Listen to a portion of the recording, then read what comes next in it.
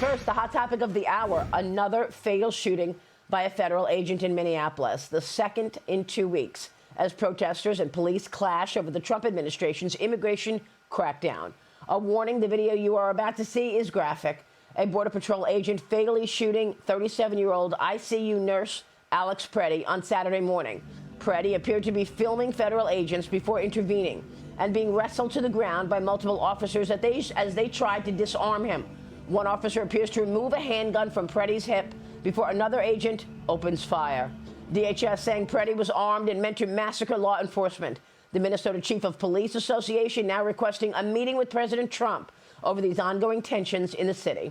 The president posted to Truth Social last night, Democrat-run sanctuary cities and states are refusing to cooperate with ICE, and they are actually encouraging left-wing agitators to unlawfully obstruct their operations to arrest the worst of the worst people. I'm hereby calling on Governor Walz, Mayor Fry, and every Democrat governor and mayor in the United States of America to formally cooperate with the Trump administration to enforce our nation's laws rather than resist and stoke the flames of division, chaos, and violence. The president also wants Congress to come up with legislation which ends sanctuary cities. The president telling the Wall Street Journal his administration, quote, is reviewing everything about the shooting, saying, I don't like any shooting. I don't like it, but I don't like it when somebody goes into a protest and he's got a very powerful, fully loaded gun with 2 magazines loaded up with bullets. Also, that doesn't play good either, writes the president. Liz Peek, nobody's happy about this situation here. These people continue to resist and push back on Border Patrol, and they are responding as they are trained to do. Your reaction? Yeah, I think we're in this fog of war, Maria, and no one is quite certain what happened here. But the answer is this is a tragedy on so many fronts. Number one, of course, loss of life. Number two, though, I think this really threatens the whole push to release America from the throes of the illegal immigration surge that Joe Biden orchestrated. We need to have a rule of law. We need to have secure borders. Americans are very fickle about immigration policy. They were absolutely appalled by what happened under Joe Biden, but now sentiment clearly is changing. Politically, for the Trump administration, this is a huge problem. And I kind of agree with James Comer. I think President Trump should come out, address the American people, and say, look, if we are not wanted, you are going to have to live with criminal, illegal aliens living in your city and state. If your governor and your mayors don't want ICE removing criminals, fine, we'll stand down. But be aware, we are going to basically ring fence your state. And if these people leave your state, we are going to pick them up and we're going to deport them. I mean, this has got to be stopped in Minneapolis. It's gone too far. And it is not helping the administration. Yeah. And, you know, after James Comer joined me yesterday on Sunday Morning Futures, President Trump posted that he praised Comer for everything that he was saying, from, you know, what was going on in Minneapolis to the Jack Smith situation.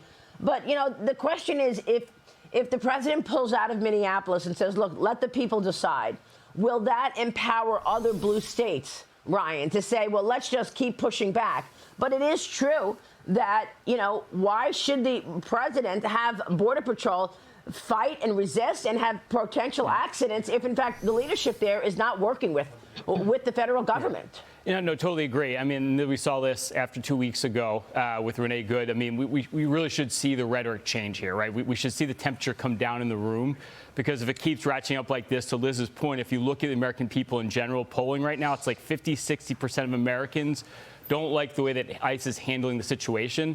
And I think that if you look at immigration, that was the feather in the Trump administration's hat before. Now it's becoming a liability. And I think if you are going to be, to your point, Maria, if you're going to be butting heads with the local authorities in these different states, then I think that is a big problem. And as we can see here, it's not getting better. It's only getting worse.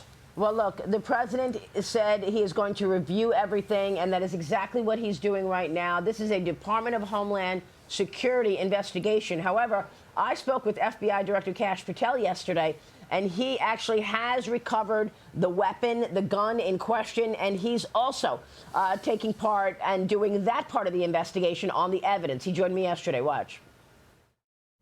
But there is outrage across the country that there is another killing.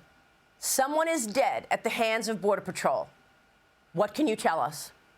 Secretary Noem stated it perfectly. You do not get to attack law enforcement officials in this country without any repercussions. You do not get to do that in Minnesota, LA, or anywhere else. If you threaten law enforcement officials or civilians, we are going to come find you. As Secretary Noem said, no one who wants to be peaceful shows up at a protest with a firearm that is loaded with 2 full magazines. That is not a peaceful protest, and you do not get to touch law enforcement. But how was he threatening Border Patrol? You've collected the evidence, you said, right? You have the handgun in your possession? That's right. And how was he using that handgun in terms of threatening Border Patrol? What was the threat? He had his camera, right? He was filming it. That's something that I will let the DHS and the prosecutors, because they are the ones investigating that case. What can you tell us about the evidence you collected? It's sent to our FBI laboratory where it'll be fingerprinted. We'll use ballistics examination toolkits to see if any casings were fired, and we'll examine all the casings that were found on the scene. Liz Peek, your reaction. This is a protester who was filming Border Patrol. He didn't go there with a sign. He was armed.